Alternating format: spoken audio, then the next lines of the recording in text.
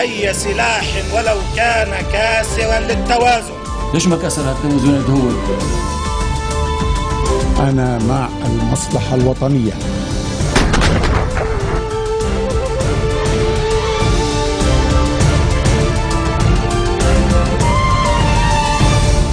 Bonjour à tous et merci de nous rejoindre sur Futur TV pour cette nouvelle édition de la rédaction.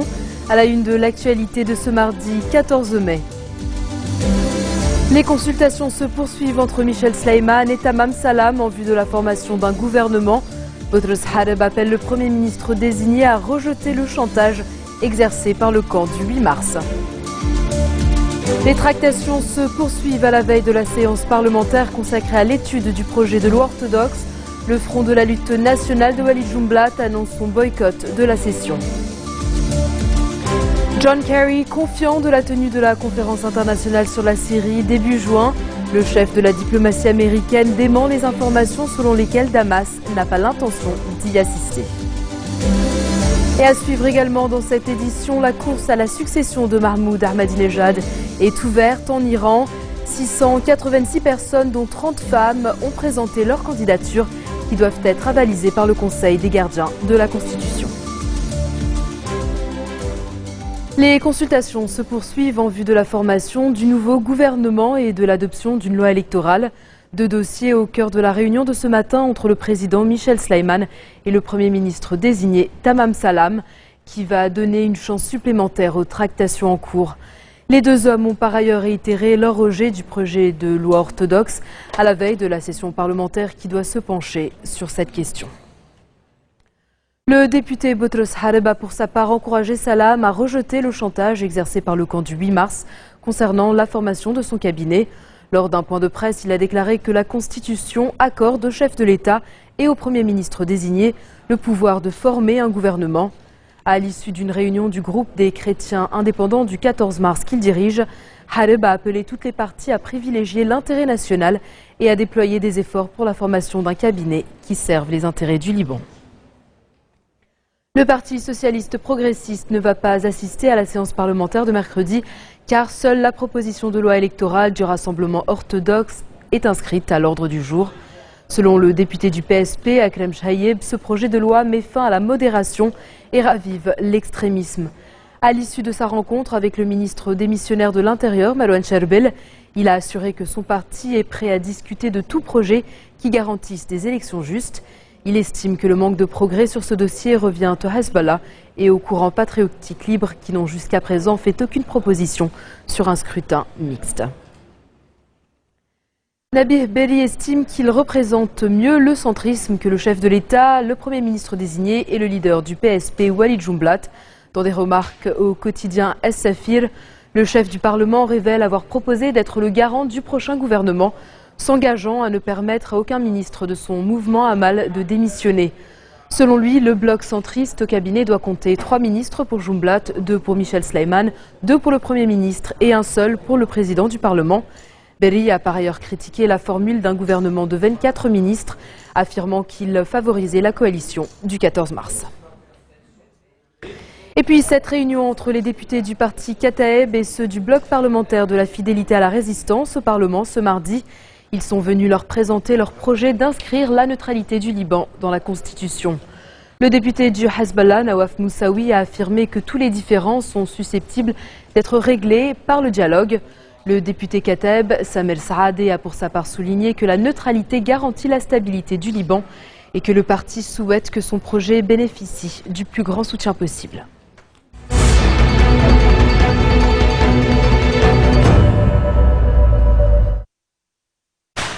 La conférence sur la Syrie proposée la semaine dernière par les États-Unis et la Russie devrait avoir lieu en juin, selon John Kerry. Le secrétaire d'État américain est en Suède pour discuter du dossier syrien. Il a par ailleurs démenti les informations selon lesquelles les autorités syriennes n'ont pas l'intention d'y assister. Cette conférence doit réunir aussi bien des représentants du régime syrien que des insurgés. Par la voix de son ministre de l'Information, Damas a demandé des précisions sur cette conférence avant de décider d'y participer ou non. Kerry a indiqué avoir parlé avec la plupart des ministres des Affaires étrangères du groupe des Amis du peuple syrien. Il a également eu une discussion avec le général Salim Edriss, membre de l'insurrection, qui a promis de participer aux pourparlers. Laurent Fabius estime pour sa part que les discussions qui portent sur l'organisation de cette conférence sont difficiles. On écoute le chef de la diplomatie française. On veut faire un gouvernement de transition, c'est ça l'idée, qui reprenne les pouvoirs de Bachar al-Assad. Donc Bachar al-Assad, de fait, sera écarté. Ça n'est pas si net que ça dans l'esprit des organisateurs, notamment pas des Russes. Si, mais vous savez, j'ai souvent au téléphone... Il y a beaucoup d'ambiguïté sur la question. Il y a de l'ambiguïté, mais il y avait déjà de l'ambiguïté dans Genève 1. En juin, nous étions mis d'accord, j'étais un de ceux qui ont tenu la plume, et puis l'interprétation a été divergente. Maintenant, alors, pour revenir à Genève 2, moi j'y suis tout à fait favorable, mais c'est très difficile, parce que, il faut rassembler justement les parties prenantes, c'est pas évident, il faut avoir à la fois des gens de l'opposition et puis des gens proches du régime sans avoir du sang sur les mains, donc c'est très compliqué. Deux, il faut qu'on dégage une solution pour la suite, parce que ce qu'il faut, c'est arriver absolument à ce que ce gouvernement de transition prenne l'ensemble des pouvoirs. C'est ce qui était déjà prévu dans Genève 1, mais qui n'a pas réussi. 3, il faut arrêter l'extension du conflit aux régions voisines, parce que c'est ça qui menace. Aujourd'hui, c'est déjà un conflit épouvantable, mais ça menace d'être un conflit international. C'est déjà un conflit international. Donc, clairement, la France est pour Genève 2, et en même temps, c'est très difficile. Donc, nous y travaillons. J'ai eu John Kerry, mon homologue américain, hier, toute une série d'autres collègues. On avance, la France y prend sa part. Le bilan du double attentat à la voiture piégée survenu samedi à Reyhanli en Turquie s'est élevé à 51 morts. 13 personnes ont par ailleurs été arrêtées par les autorités turques dans le cadre de l'enquête. Ankara a attribué la responsabilité des attentats à un groupuscule turc au service du régime syrien. Damas, de son côté, dément toute implication et se dit prêt à ouvrir une enquête commune et transparente avec la Turquie. Dans un instant, le djihadiste français Gilles Le Gouen est arrivé en France.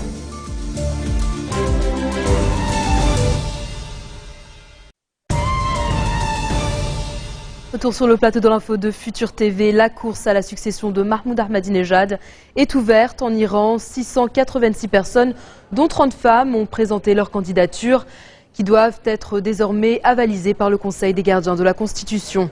En 2009, seuls 4 candidats avaient été retenus. Le président sortant ne ménage pas ses efforts pour imposer son bras droit, Esfandiar Rahim Mashaeh, qui est soupçonné de vouloir contenir l'influence des religieux au bénéfice d'un régime plus nationaliste. Le guide suprême, Ali Khamenei, pourrait quant à lui utiliser son influence pour placer à la tête du pays l'un de ses plus proches fidèles. Il souhaite surtout éviter les manifestations historiques qui avaient marqué la réélection d'Ahmadinejad en 2009. Le seul espoir des modérés réside dans la candidature de dernière minute de l'ancien président Akbar Hashemi Rafsanjani, qui a le soutien des réformateurs. Le successeur d'Ahmadinejad va hériter d'une situation économique difficile en raison notamment des sanctions occidentales et devra gérer la crise syrienne. Les autorités russes ont brièvement arrêté un citoyen américain qu'elles accusent d'avoir tenté de recruter un agent des services de renseignement russes pour le compte de la CIA. L'homme, identifié sous le nom de Ryan Flogel, est 3e secrétaire à l'ambassade américaine. Il a passé la nuit en détention avant d'être remis aux autorités américaines. L'ambassadeur des États-Unis à Moscou, Michael McFaul, a été convoqué au ministère russe des Affaires étrangères après l'interpellation de l'agent de la CIA. En bref, dans le reste de l'actualité de ce mardi, le djihadiste français Gilles Le Gouen est arrivé en France où il va être interrogé par la direction centrale du renseignement intérieur. Cet ancien marin breton a été arrêté à Tombouctou fin avril par l'armée française. Son interrogation devrait permettre aux autorités d'en savoir un peu plus sur son parcours. Dans une vidéo diffusée en fin d'année dernière, il avait mis en garde la France contre une intervention militaire au Mali. Un bateau transportant une centaine de Rohingyas, une minorité musulmane, a fait naufrage dans le golfe du Bengale, au large de la Birmanie. Le navire avait pris la mer dans le cadre d'une vaste opération d'évacuation avant le passage d'un cyclone. Les autorités font état de 50 noyés au moins. Les passagers tentaient de rejoindre un autre camp. Environ 140 000 personnes vivent dans des camps de fortune dans l'ouest du pays, après les violences de l'an dernier entre bouddhistes et musulmans.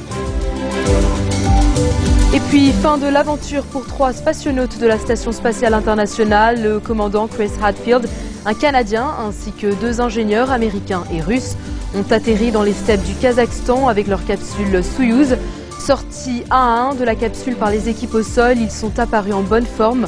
En tout, ils ont passé 144 jours à bord de l'ISS. Le retour sur Terre de l'équipage coïncide avec le 40e anniversaire du lancement de la première station spatiale américaine Skylab. Le mouvement national arabe, c'est le titre du dernier ouvrage de Charles Saint-Preux, historien, géopolitologue et islamologue français. Dans une entrevue accordée à notre rédaction, il nous explique comment est né le mouvement national arabe et commente également la situation en Syrie. Il s'exprimait au micro de mon collègue Serge Barbery.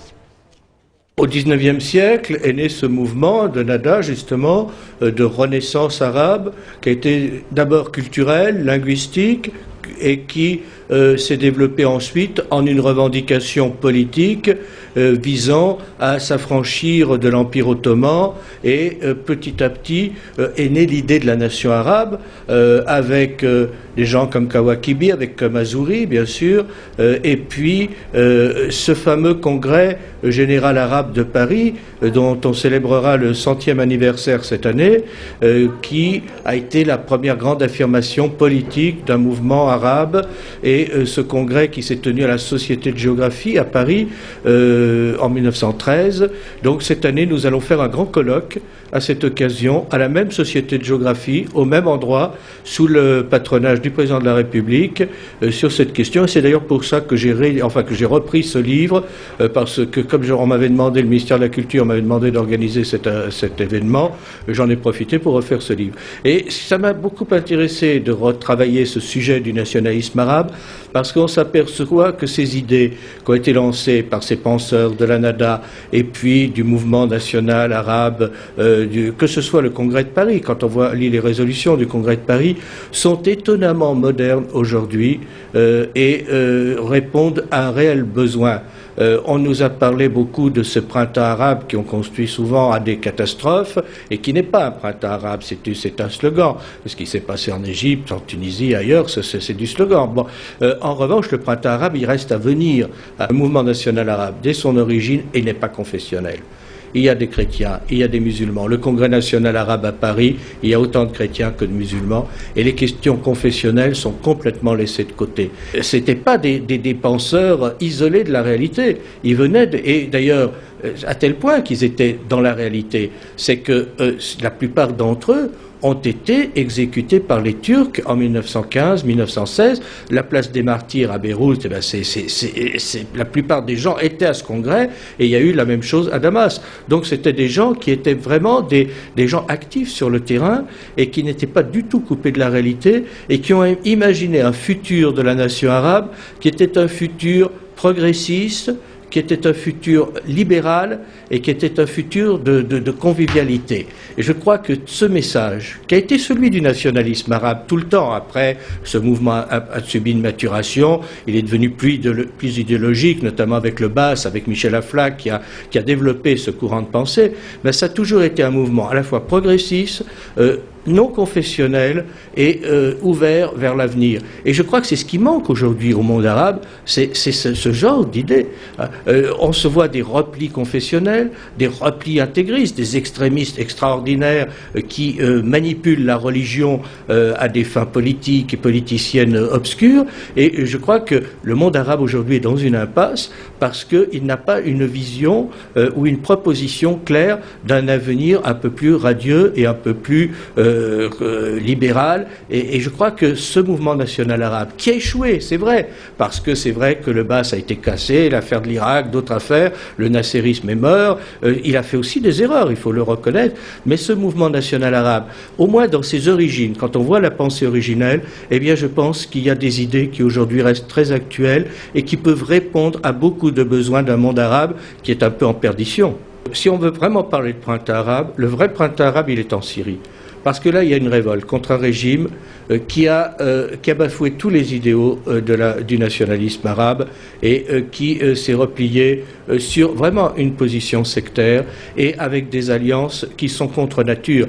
Il a introduit l'Iran dans le jeu régional, alors que l'Iran n'est pas un pays arabe, il n'a rien à faire dans ce jeu. Ce régime a quand même commis des crimes immenses, que ce soit au Liban, que ce soit en France, que ce soit... Bon, moi je me souviens de notre ambassadeur Louis Delamarre qui a été tué par ce régime, et puis il n'y a pas eu que lui. Bon, donc je pense qu'il y a là la révolte d'un peuple qui est excédé par un régime qui a toujours dupé les gens, qui a prétendu être nationaliste arabe, il ne l'a jamais été, qui prétend être bassiste, il n'est pas bassiste, qui prétend tout ce que l'on veut et qui, en fin de compte, n'est qu'un régime prédateur de profiteurs. C'est aux Arabes d'être assez raisonnables pour retrouver ce qui les unit. Ce qui les unit, c'est une culture, c'est une histoire, c'est une langue, c'est un intérêt commun et c'est à eux de construire ensemble un avenir arabe qui soit plus radieux.